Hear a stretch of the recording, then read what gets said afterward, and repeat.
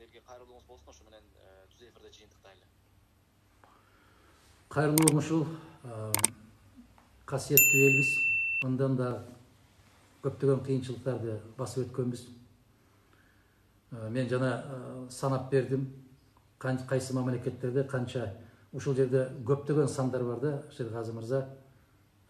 Испанияда өткөн жылы март айынын ичинде канча киши каза болгон, быйыл канча киши каза болду. Италияда өткөн жылы март айында канча киши каза болгон, быйыл канча киши каза болду. Эч айырма жок. Тескерисинче кээ бир мамлекеттерде кишилердин, кайтыш болгон кишилердин саны кыскарган. Тескерисинче. Мына көрүп атасыздар өзүңүздөр, блогерлер Кудайга шүгүр бар азыр. Испаниядан, Барселонадан, Италиядан тартып жиберишет. Кече бир видеону көрдүңүздөрбү? Алыска каттаган бир айдоочу Франция менен Германиянын чек арасынан өтүп келатып, комментарий берип өзү көрсөтүп атат, түз эфирден көрсөтүп атат. Кана телекомпаниялар ызылдап аткан, километрлеп кезекке туруп калды, кайра кайтарып атат деген эч кандай будумчам жок дейт.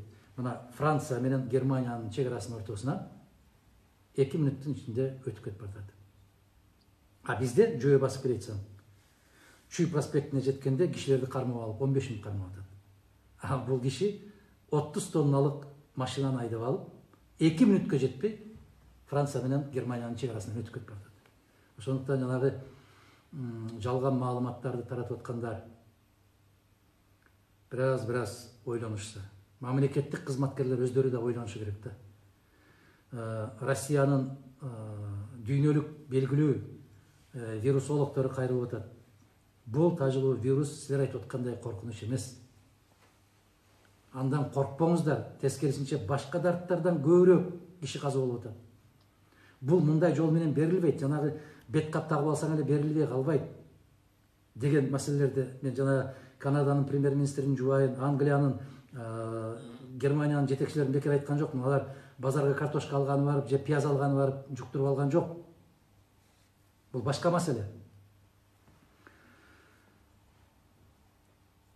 Элибиз биринчи кезекте сабырдуулук. Сабырдуулук деген касиет менен жашап келгенбиз биз. Биз аябай чыдамдуубуз. Караңыздар, мына сырттагы, Түркиядагы, Россиядагы, Кореядагы, башка мамлекеттерде, Казакстандагы биздин жарандарыбыз эртеңки күнүбүз эмне болор экен деген маселесин ичинде гана кайнатып, сыртка чыгарбай келатат. Бул эмнеликтен? Бул сабырдуулуктун белгиси. Эртеңки күнүмө 2 наным калды, 2 нан бүтсө кандай болот экен деп көчөгө чыгып ыйлап аткан жок. Бул дагы сабырдуулуктун, биздин элибиздин касиеттүүлүгү. Жөн эле алып барып чайканага камап коюп, 20 кишини бир жерге отургузуп жаткырып койсо, чук кетпей ошол жерде жаткан, бул дагы сабырдуу биздин Кыргызстандын эли. Алтын элибиз бар, керемет элибиз бар. Бирок элге жараша жетекчилердин жоктугу бул өкүнүчтүү. Ошол элдей кылып бапестеп колуна көтөрүп ала турган кишилердин жоктугу бул өкүнүчтүү. Менимче ушул дарттан кийин биздин элибиз аябай каттуу бир жыйынтыктарды чыгарат. Караңыздар, бирөөлөр акча бербесе да жашай алат экенибизди көрсөттүк. Тойсуз да жашай аларыбызды көрсөттүк. 20-30 машинаны тизип алып үйлөнбөй эле койсок деле болот экен. Буну деле көрсөтүп атат. Макулсузбу? Мына көптөгөн нерселерге бизге сабак берилип калды. Шаарларыбыз, айылдарыбыз, сууларыбыз тазарып калды. Мына ушундай эле болсок болот экен. Тилекке каршы жаман жагы дагы бар.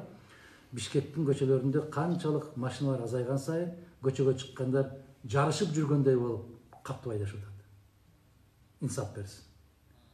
Жакшыбызга дагы, жаманыбызга дагы, улуубузга дагы, кичүүбүзгө дагы, жетекчилерибизге дагы, элибизге дагы, калп кыйкырып жүргөндөрүбүзгө дагы, элим жерим деп күйүп жүргөндөргө дагы Аллах Таала ден соолук берсин. Жамандыктардан өзү асырасын. Асман жерден келген балалардан, куру доомат жалган жалалардан, суук көздөрдөн, жаман сөздөрдөн биздин касиеттүү Кыргызстаныбыздын элин жараткан өзү сактаган болсун. Жаркылдап, мына ушул дарттан кийин дагы жадырап жаз келгендей күлүп жайнап көчөдө жолугушкан күндөрүбүздү Аллах насип эткен болсун. Аман бололу. Дадахан Ким Самбаевич дагы бир ирет биздин сунушу четке